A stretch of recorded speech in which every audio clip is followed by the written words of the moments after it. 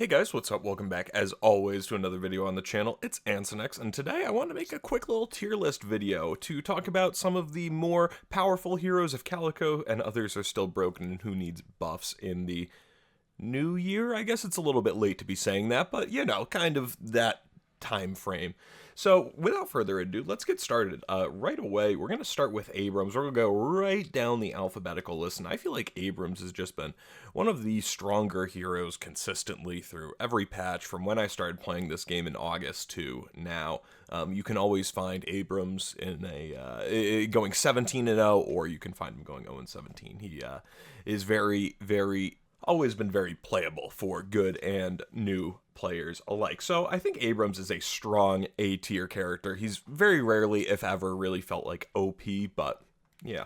Bebop, this is Bebop's a hero who, you know, if you have a really good one or a really bad one, because it's directly dependent on who they are hooking, you or the enemy team. 9 times out of 10, though, obviously, when you have a Bebop, they are hooking into the enemy team, throwing them straight into your tower. So it's very useful to have a strong Bebop, especially when they get Echo Shard, and if the enemy isn't really buying debuff remover, or if they don't feel like they need to give up the flex slot for it. So Bebop is another... I almost said Bebop's another strong A tier character, but I am going to put Bebop in B tier because his gun is pretty underwhelming, especially early game. His lane presence is really difficult. A lot of times it's super easy to just see when they're telegraphing that they're just trying to rush you to stick a bomb onto you.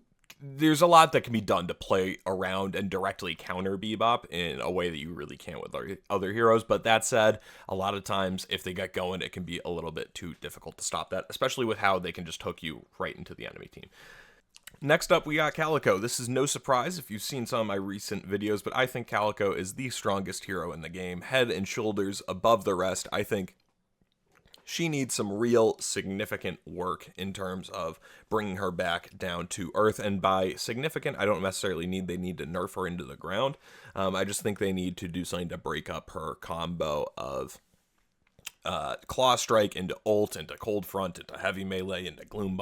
They need to disconnect that somewhere along the way, and I'm not sure how they do that. I provide a couple of suggestions, but it looks like they might just be nerfing her values, in which case I don't think that's the best way to do it, but we will see how it works. It certainly has not felt nearly as oppressive in the past couple of weeks since they gave her the initial nerf. So certainly a step in the right direction, but I still think she is far and above the rest, except for maybe one other hero who is in the category, but it's not the same.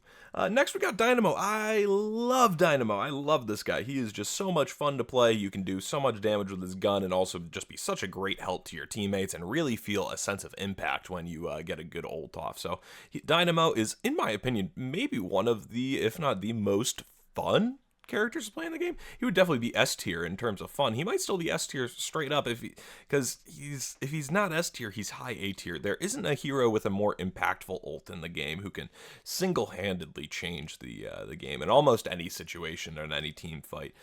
Useful from the beginning of the game all the way up to the end, except if you unless you want to ignore the cooldown time. So Dynamo, we're gonna put him in S tier with room to change, because he did get hit by the gun nerf a bit, but they gave him a little bit of a buff after the fact. We'll see where we shake out as we go on. Talon, I can tell you the last time I was afraid of a gray Talon. It's been months. They have done a lot of back and forth kind of with his charge shot and his movement speed and kind of where exactly his kit falls, and it looks like they've settled over the past few months as they haven't changed him nearly as much. But his charge shot, he's still very annoying in lane because his charge shot can really easily hit you around objectives. The owl can get you as you're trying to run away, or just send that over to another lane entirely.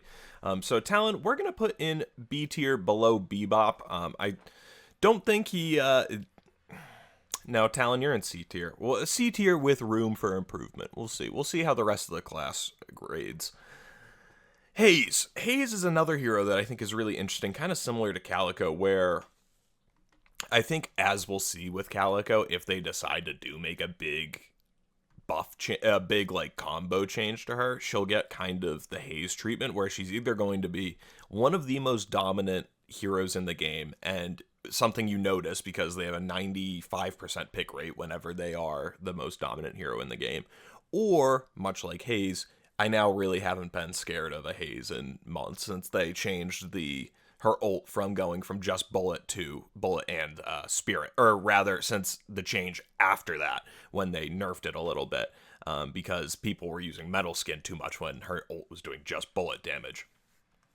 That said, though, I still think there is a place for Haze on pretty much every team. Just she's so straightforward. This is the definition of running the damn ball, Haze here. So I think Haze is probably above Bebop in B tier right now. Maybe A tier again. And again, guys, I won't say it after everyone for now, but we'll see how it all shakes out. There's going to be room for changes once we get everybody on the board here. Next up, we got Holiday. Holiday is the one that I think can really challenge Calico. Her damage can just be absolutely oppressive if she, like, clinks 3 headshots off in a row at you, and can be just, like, really brutal if you, aren't really equipped for fighting another gun hero. Like, I've played against a Holiday as Vindicta in lane earlier this week, and it was one of the worst Deadlock games that I've had in ages, because it just felt like the Holiday was doing my job better than I could do it, because she was just shooting me. You know, Vindicta, I'm just trying to sit back, shoot things from a distance, and Holiday, meanwhile, is sitting back shooting me from a distance. I can do 12 damage per shot, and Holiday's hitting me at like 120 to the forehead. It's tough. It was tough, but all that goes to say, I think Holiday is a little bit pretty overtuned at the moment with just the amount of damage she can get off, and the stun potential that she has. So I think she's above Dynamo in S tier, but below Calico. I don't think she's quite as overtuned to be Calico. And unlike Calico, I also think Holiday just needs a values nerf, not quite the whole combo break / rework that Calico needs that we talked about earlier. Infernus is another pretty solid hero. You can, when you see his build come online late game, it's usually a pretty like standard build that you see, that it's just the leech tank that comes online late game that's pretty predictably annoying, because they can run into the fight, shoot you down, and all of a sudden they dash away and you still take an extra 1,000+ damage after the fact, while they've since disengaged from the fight. So Infernus can be incredibly annoying late game and even early game in lane, where they're just knocking off damage on you from a distance. So Infernus, again, another hero I would put right in B tier, above Bebop. I don't want to pin images. No. Okay, phew, we can get that away. But below Haze. Next up, we've got Ivy. Ivy is a hero, guys, if I'm honest, I feel like other heroes kind of do her job better than she does. I think Haze or Wraith do the gun build better. I think that Kelvin or Dynamo do the kind of support build better. She offers the obvious parts of her kit, the stun, the ult flying. There are obvious upsides here. I think, though, that in general, if you're looking to do one of those specific things and not really specifically play Ivy, there are other heroes that you will enjoy more. So I think Ivy is another C tier character, just below Grey Talon. Ivy has never been somebody who I've been very impressed by. Kelvin. Kelvin is another hero that you see less and less these days, I feel like. But that's because he's got kind of a difficult ult, which obviously it's not difficult to press 4 and then be inside the dome with an enemy, but you can directly screw or help your team with your ult by either trapping them inside a Haze ult or trapping them outside a Haze ult, or, you know, of the like. And so Kelvin can be really, really damaging in lane sometimes with his grenade. Anybody who's got a grenade in lane can be really annoying in lane late game with his ult, but he's never really the super oppressive unless it's the gun Kelvin build that you see come online mid game, and then you're already pulling your hair out at that point. So I think Kelvin, he is probably top of, is he top of B tier? What do you think, guys? Put it in the comments before I drop it in. Is he top of B tier? I don't think so. I think he might be right below Infernus. Yeah, I think he's right below Infernus in B tier. Lady Geist, this is a hero that I find incredibly interesting, even though she's one of the few that I've actually still never played, but I just find her hero very, very interesting. I like playing against her a lot. She's got just the life steal kit with then the life quote-unquote swap. It's not really how that works. If you've ever been one-shotted by the Geist ult with Mystic Reverb, it's because it doesn't actually swap your HP. It does a ton of damage to both her and then heals her for like that damage. So it's like that's what's actually doing it. It's not like swapping your health bars. Neither here nor there. Lady Geist, incredibly oppressive hero, great team fighter later on. She is top of A tier for me. Very difficult to play around her in lane when she can throw her bomb at you, and that's one of the hardest to dodge grenades in the game, in my opinion. It's so fast and instantly explodes, essentially.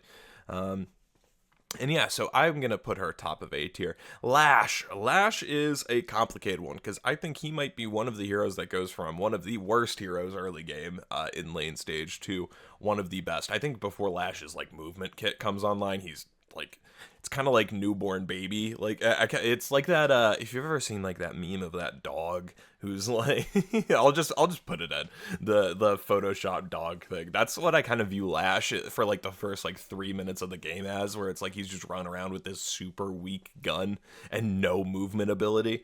That's kind of how I feel about Lash. But then late in the game, or even once he gets his ult online, it completely changes the story, because getting ulted into tower is almost always a death sentence unless you're at pretty much full health. So Lash, I think, is a top of A tier character. His movement, his mobility, his ability to change team fights, and especially if there's a Dynamo and a Lash on the same team, you are in for a rough one. I love Lash. I think he is one of the not only like the strongest hero, one of the strongest heroes on the roster, I think he is one of the strongest heroes in the game. Like, not even like game balance, like game design perspective. I think it's an awesome, like, he just dashes all over the rooftops. He works on the zip lines, and that's why he's able to zip around everywhere. And I think Lash is an awesome mascot for Deadlock and a fantastic hero to be in the game. So he is right now bottom of A tier. Next up, we got McGinnis. McGinnis goes in and out of how oppressive she is based on how good her turrets are. Right now, they are not very good. I'm going to put her bottom of B tier, because I still find her very useful a lot of times when she hits somebody with a wall or stuns a Dynamo out of the ult with her wall. I think she's still got her uses quite aplenty. I'm also going to swap Bebop and Kelvin here. Next up, Mirage. I hate playing against this guy, man. One of the most, if not the most, oppressive lane heroes in the game. Just does a ton of damage with his gun and then sticks you with it. Got the tornado stun and the scarabs to heal him back.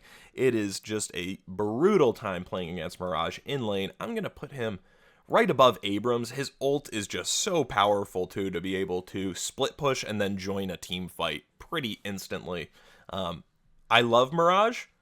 I hate playing against Mirage. Mo and Krill, my boys. So, Mo and Krill, very similar to Calico, very similar kind of kit where it's like they're going to just dive you and then you're still fighting them 3 seconds later going, how are they at full HP? These guys, they run you down and then burrow away, or they just ult you and stand in your face and heal the entire time. It can be incredibly frustrating playing against these guys, But yeah, Mo and Krill, it's awesome. They can really easily provide the first opening in a team fight by just ulting the first person or the most powerful or dangerous person on the team. You can really set up yourself to win with a Mo and Krill who jumps into the fight first. So I think that they are really strong. Their ability to work around on the map by themselves as well with all their healing is nice too. I think that it is not better than Abrams. Not better than Lash, but certainly not B tier. So we're going to go bottom of A tier for Mo and Krill. Paradox. Paradox is a tough one. I think everybody realizes how difficult Paradox actually is to play if you're not playing coordinated or if you're a newer player to Paradox. That said, we all know how oppressive a Paradox can be, especially when it's the third time in a row that you are getting swapped into the enemy team. She can be super duper duper annoying, and there are times where I'll see her like 1v. There are like good Paradox who 1v3s people, no problem. I think, is she better than Mo and Krill? Or is she less? Is she less good than Lash? Or is she better than Haze? I think so. Do I think the difficulty of learning the character, because we'll talk about this with Pocket again in a second, do I think the difficulty of learning the player removes like a certain amount of like quote unquote how good they are, right? If does someone need to dominate an Initiate all the way to Eternus to be a S tier character, right? Because I think the three that we have fit that category too, certainly Holiday to a lesser extent. And also Dynamo, like it's not super often that you see like the 19 and 4 Dynamos, but they very much so do happen. Especially now, it feels like the push build or the stomp build is really the dominant one. But I do think so to a lesser degree that the dominance across the ranks does matter. And so, with that said, top of B tier it is Paradox. Pocket. This is another one. I feel like maybe all the good, maybe like all like the really good like FPS slash MOBA people, like they all went back to like whatever game they were playing for the past like few months until Deadlock actually comes out and just left us Deadlock guys to like fend for ourselves, and that's why all the good Pockets left. But or also the fact I'm I'm sorry, but the Pockets that I see, I feel like they are not very. It has been a long time since I've been scared of a Pocket. And I feel like Pocket kind of deals with the paradox of being only good in, or I shouldn't say being only good, of being better in high ranks on steroids because Pocket's skill ceiling is even higher. Or fuck it, Pocket's skill floor is even higher than Paradox's. To be just even slightly competent with Pocket, you've got to be way better than you would need to be with a Paradox. It's just the way that his kit works and how you like need to hit certain combos in the right order, and how many movement techs you can get to like get beneficial angles for whatever his like little soul orb gun thing is. So Pocket is really, really difficult, and I have a lot of respect for the people who are very good at Pocket, but it's going to be hard to find someone who is really that good with Pocket. I am going to put him right below. See, like, that's the thing, is that it is really hard for me to put Pocket below Paradox. It's really hard for me to even put Pocket in A tier. But it's just like, it has been so long for me since I truly saw a good Pocket in any of my games. Like, we will. You think I'm an idiot? Leave it in the comments. People have been no stranger before. Please let me know. Next up, we got 7. If you've been playing 7, I want to know what you guys have been eating for breakfast for the past 2 weeks. I don't know what happened, but like all of a sudden, you guys just got really good at the game after like 3 months of me not caring at all if I was playing against a 7. All of a sudden, you guys just got sick. I don't know what it is, or like when you guys like. I don't know if you guys just started figuring out the like stun into ball into ult combo like earlier, like a couple of weeks ago, but I swear to God, people started doing that like literally last Tuesday at lunchtime. Like there was a memo that went out, and now all you guys are fucking me. So if you can't tell, I've been dealing with a little bit more difficulty with 7 recently. I still think he's a really strong hero throughout the even before the difficulties, just because of how easy it is for him to clear farms. Be useful in a team fight still. Like 7 is, even though like his gun damage is pretty underwhelming, he's not a one-on-one type hero really.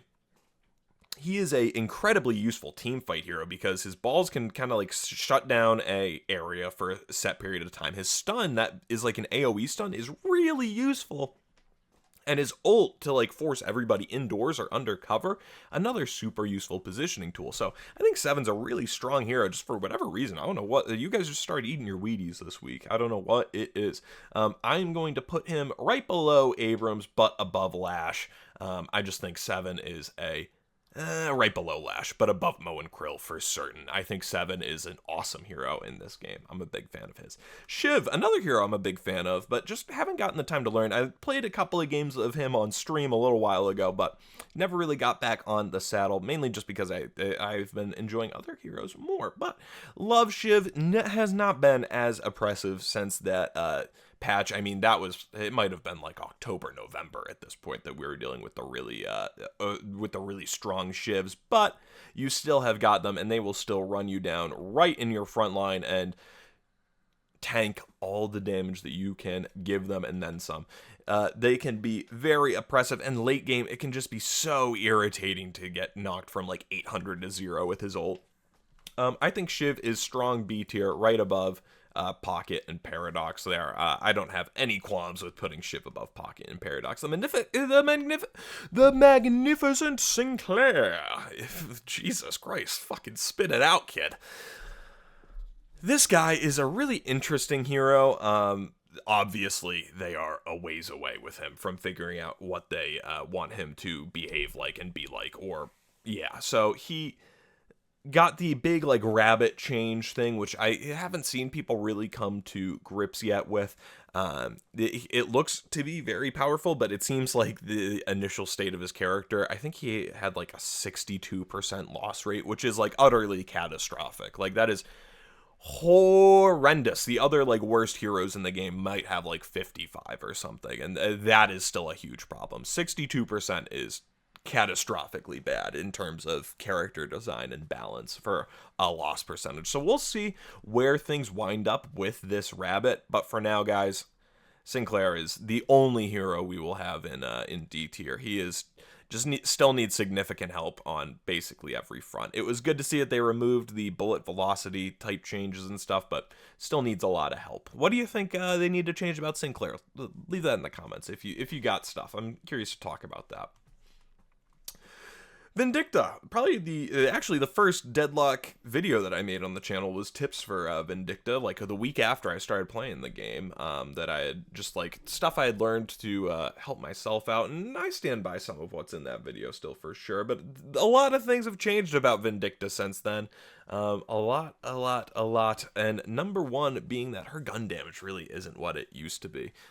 They definitely have leaned into her being a little bit more of a spirit hero, with the crow and tethering people. I saw someone doing a build last night that made me want to rip my hair out, which was Echo Shard. They had Echo Shards so that they could tether Alchemical Fire and then tether again. And Alchemical Fire again, and just that was truly cancerous. But that was neither here nor there. Not the way I really like playing Vindicta. Maybe it should be because it's really felt like she's had a nerf gun since the gun nerf came out, and especially with other heroes like Holiday who are doing a ton more damage with their gun. It hasn't felt good to be a Vindicta player recently. So I think Vindicta is probably somewhere in B tier, probably right. She above Haze, right below Haze, because this is the notch here I'm feeling. She's definitely better than Infernus in my opinion. Above Haze or below Haze? Above Haze or below Haze? Does she love me? Does she love me not? Does she love me? Does she love me not? Above. Next up, the Goo Man. This is another B tier hero, I can just tell you right away. The Goo Man they can be incredibly oppressive when they get that gun build online if you're not ready for it, just because it can be kind of like shocking when like a Viscous just starts like melting you and you're not ready for it, but can be incredibly oppressive. The Goo ball is very, very, very annoying when they hit you with it, or when they're using it as an escape and you don't have an escape for it, or you don't have like something to prevent them from running away with it. Can be very annoying in and out and crowd controlling. So another B tier hero, I think below though Infernus, but above Bebop I would say. Right below Bebop. Just doesn't quite have the support power that Bebop has, and a little bit higher of a skill ceiling. But Viscous, oh Goo, I love you. Next we got Viper, the straw that broke the camel's back on the gun nerf a few weeks ago. Just a bullet hose is how I would describe this character. Just get bullet armor, it's still not going to be enough. Just get bullet armor and keep your distance. Viper is going to run you down, but is not the absolutely super oppressive hero that we had earlier on. There is actually some point and click skill involved, because if they're not hitting their shots, they need to hit most, if not all, their shots to really be the detrimental, devastating 1v1 assassin hero that the devs are intending this character to be.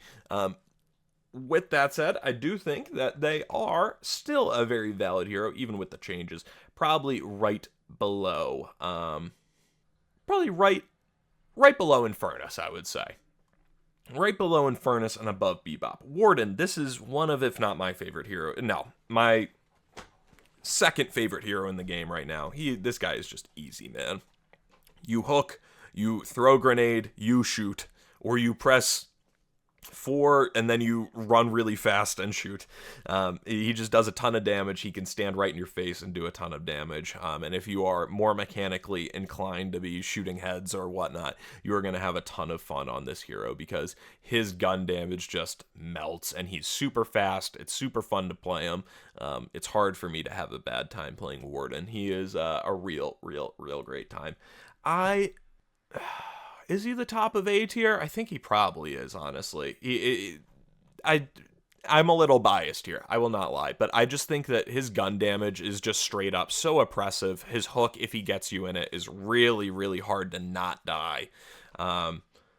It's hard for me to put Warden anywhere other than A tier. Now, Wraith, I used to love Wraith. I really haven't enjoyed her nearly as much since they changed her because I feel like they changed her from a solo assassin like Viper and changed her into more of like a team fight split push brawler, which just isn't really the role that I had been enjoying playing with her. But alas, that is no issue. There are other heroes to play. So that said, I still think Wraith it fills that split push role, the team fight role, very well. She is more than applicable in your current games. She's not, though, a A-tier character, unless she might be an A-tier character in your game if you have somebody who is just running down split pushing everywhere, but not going to be the A-tier character in our tier list today. And yeah, I would say probably below Paradox, but above Vindicta. And that leaves us with the one, the only Yamato, the Forehead Queen. Yamato is the Bruiser's Bruiser. Just dive right into the enemy team and just ult and start chaos. A big displacer can really cause chaos in your backlines if a Yamato latches onto a Vindicta or a Infernus or something in the backline. Can really be a problem. But she's not overpowered, and she hasn't been since they gave her set of nerfs when we were dealing with super OP Yamato back when she couldn't die in her ult and all of that. So I think Yamato, we are going to drop one final hero in B tier today, and she is going to top off A tier for us today. Yamato in A tier, one final clutch. Is that a clutch? I don't really think that counts. I was looking for words there at the end. I was running out. I was feeling the bottom of the barrel. I wasn't even reaching in the bottom of the barrel. I was feeling. And so, guys, that's our tier list here. This actually gives me a quick moment. I actually think this game is really well balanced. People, I mean, you are going to catch so many doomers, guys, over the course of from when now until the game comes out, of people who are like, this game isn't balanced, the player count's dead, this, that, the other thing. This game is absurdly, number one, healthy for for the state that it's in right now. The amount of players that I believe it's in the top 100 games on Steam.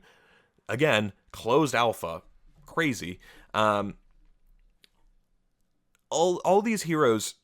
There are even games where you will find Sinclairs who pop off. All these heroes have a role to play, a spot to fulfill on the roster. I think they're all super well designed.